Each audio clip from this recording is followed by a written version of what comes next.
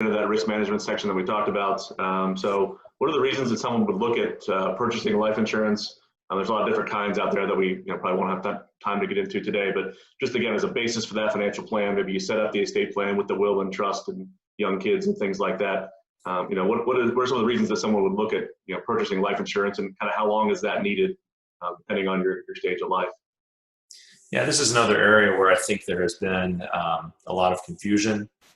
Unfortunately, a fair amount of misuse of life insurance as a tool, and in even some extreme cases, some abuse of life insurance as a tool. So let me just start off by saying life insurance is absolutely a vital tool for many, many, many people.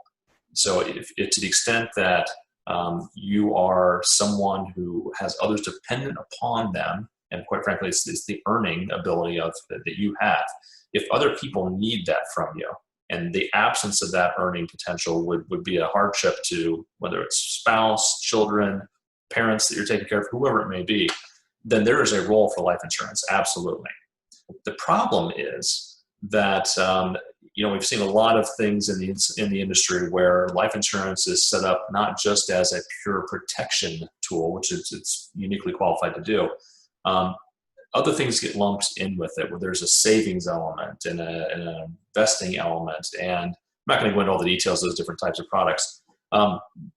In the right hands and with the right understanding of the fees and the intricacies of it, those tools can be used for things above and beyond simple protection, but unfortunately, I think they are quite often misused and missold by a lot of folks in the financial industry, and that's led to all kinds of problems. So life insurance purely as a protection thing is incredibly important.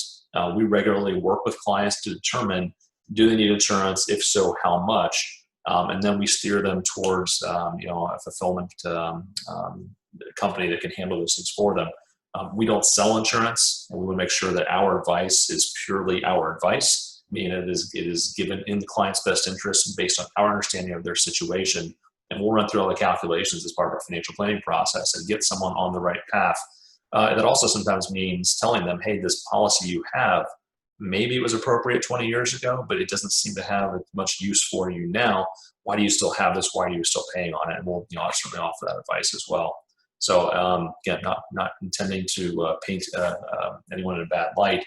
It's just that unfortunately, our experiences have been pretty vast that seen life insurance misused in a number of situations. And that's something that I hope the profession of financial advice cleans up its act.